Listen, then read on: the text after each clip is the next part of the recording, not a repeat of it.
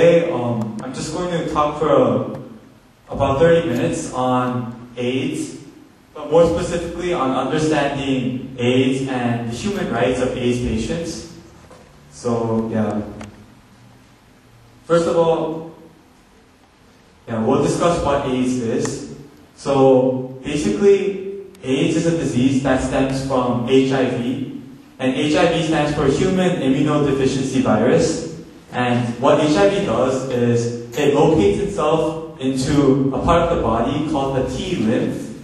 And the human body is healthy because there is a human immune system. But then what the HIV virus does is it slowly invades the body and then destroys the human immune system. And then when the human immune system is destroyed, then the person can't fight off disease, and then this usually results in death because he or she is unable to do anything about it.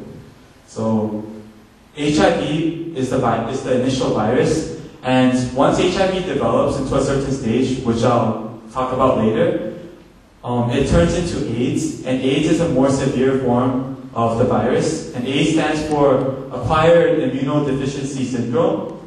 And after someone is infected with HIV for a long time, such as around 10 years, the immune system is degraded completely, and so the patient is completely exposed to diseases. So as you can see, HIV and AIDS, they're very similar, but they're also very scary diseases because they're very dangerous. Yeah. So now I'll talk about the origin of HIV. And HIV, there are two main types of HIV, HIV-1 and HIV-2. And they're very similar, but they originated from different sources. HIV-1 originated from the chimpanzee, and HIV-2 originated from zooty mangabe monkeys. Yeah. And at first, the disease wasn't called HIV, it was a SIV, Simian Immunodeficiency Virus. And SIV is like HIV, only is found in monkeys and primates. But then this disease evolved and then transferred onto human beings, and then it's now what we know as HIV. So now I'll be showing you a few pictures of how HIV was developed from SIV. And as you can see here, there's a lot of blood. And I'll get into this later, but the main HIV is transferred to other people through blood. When the blood of an HIV patient or an AIDS patient enters the body of a non-infected person, then the person is infected with HIV and AIDS. And I'll get into that later, but basically in Africa and in West Africa, their culture, well, I'm not going to say that it's wrong, but their culture includes the eating of monkeys. As you can see here, you can see a market selling monkey meat in West Africa, and some monkeys carry the Simian Immunodeficiency Virus. And as you can see, when you cut up monkey meat, a lot of blood is exposed, and then when people dealing with monkey meat or those who are eating monkey meat somehow touch the blood or are exposed to the blood of infected monkeys, then they can receive the SIV virus, and then when it enters the human body, it changes into HIV. And so as you can see, it's very easy for people to be exposed to blood from monkeys. And then initially, since the culture of West Africa involved the eating of monkey meat, people in West Africa first got HIV, and then it spread all around the world, so that now it is a global pandemic. But yeah, as you can see, it is the lifestyle of African natives. And so this is how, through the eating of monkey meat and the exposure of infected blood, SIV transferred on into human beings and became HIV, and it is now a global problem today. So there is a great number of infected people around the world. And as you can see, I'm not going to read all the numbers, but in South America alone, there's 1.7 million people infected with AIDS. And in the Sahara, in Africa, as you can see here, there's 25,400,000 people infected with AIDS alone in the Sahara region. So as you can see, there are millions of people infected with AIDS around the world. In fact, the total as of December 2006, this is 3 years ago, the total is between 35.9 million to 44.3 million people. And this is the number of people who are thought to have AIDS around the world. So as you can see, this is a great problem because it affects the whole world. And so many people have AIDS. So I'm not going to read through everything, but there has been a worldwide increase of AIDS patients. The number of AIDS patients has been exponentially increasing throughout the years. And for example, in Africa, such as in sub-Saharan South Africa, women are infected more often than men are, at a rate of 1.2 times more. And this is because women have an earlier sex life than men, because women marry at an earlier age than men do in sub-Saharan Africa. And so more women are infected through sexual contact.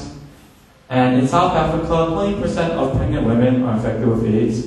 And in West Africa, there's an increase of prostitution. And so the following slides, such as those of Africa, East Europe and Central Asia, Asia and the Pacific Islands, Latin America and the Caribbean Islands, North Africa and the Middle East, and large income nations such as the United States, Canada, and Korea. All these slides show that there has been a worldwide increase of AIDS patients for a variety of reasons, such as drug use, because when people share the same needle when injecting drugs, some infected blood might be injected and might be spread around the group. And so even if only one person has the disease, if a group of, let's say, 10 people share the same needle, then they may all become infected. And then when each of those people share needles again when injecting drugs, this may infect even more people. And so there is an exponential increase in the number of AIDS patients because it is so easily spread. And this is a worldwide problem, as we can see.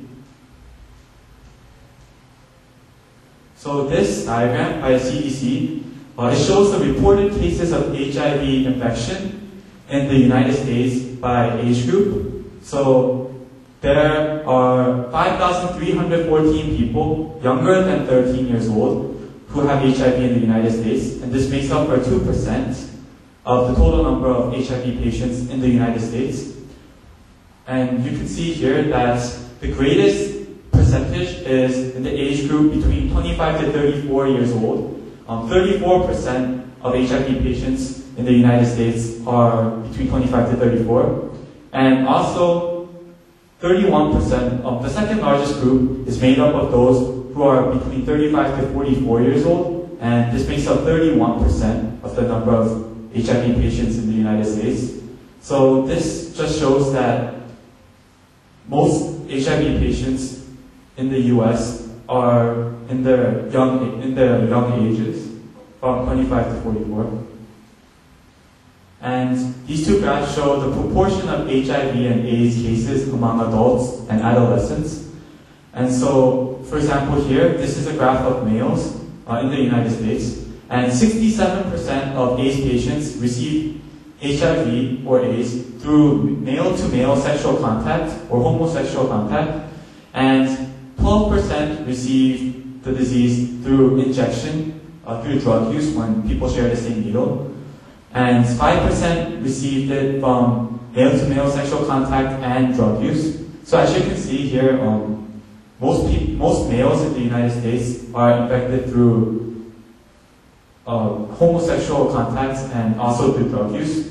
And then for the graph of females, 80% of females are infected through heterosexual contact, that is, sexual contact with men who are infected with AIDS. And the other percent is 90% are infected through drug use, and 1% is there is no identified cause. But as you can see here, sexual contact and injection of drugs are the two largest causes of HIV and AIDS.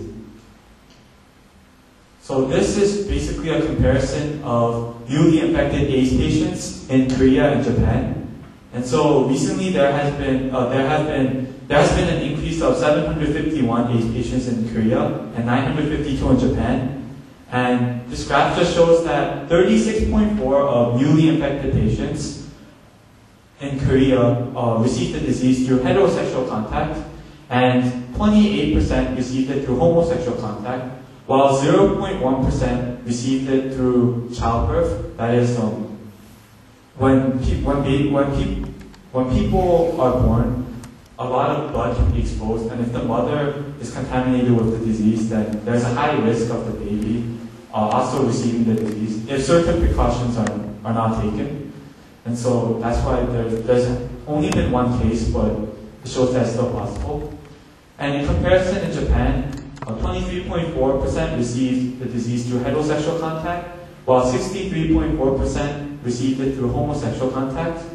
So as you can see here, sexual contact is largely responsible for spreading the disease in Korea and Japan.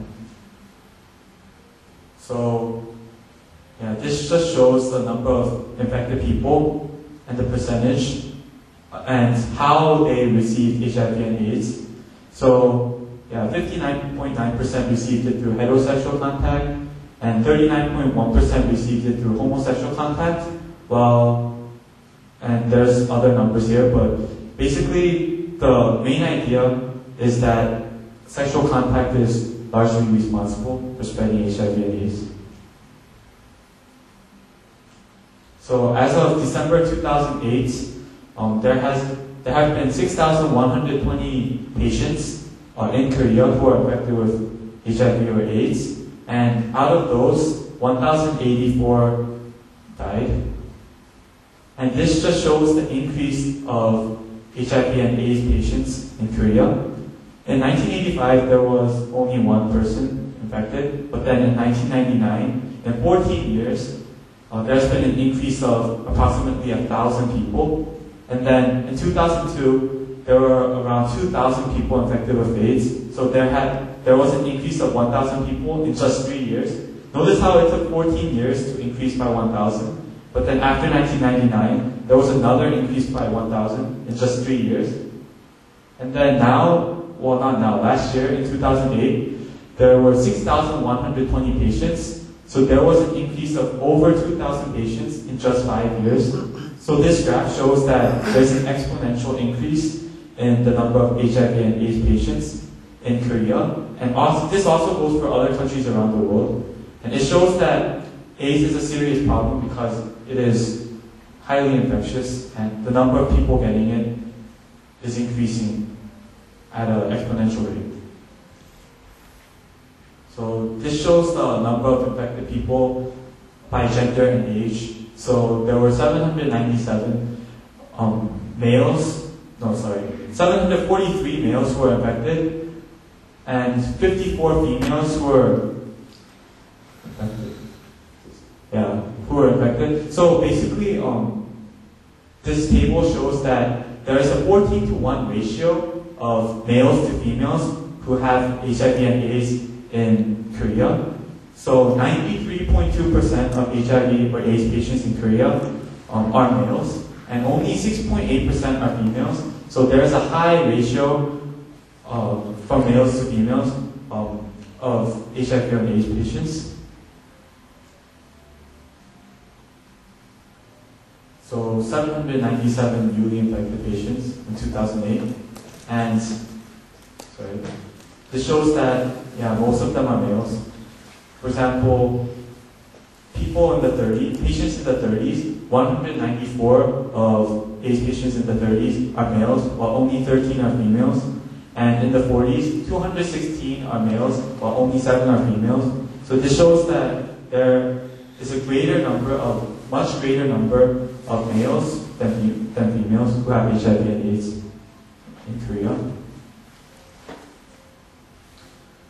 So this graph shows the various sources of HIV and AIDS infection. So here you can see sexual activity with 99%. This basically means that 99% of AIDS patients in Korea receive the disease through sexual activity. So sexual activity is the main means or the main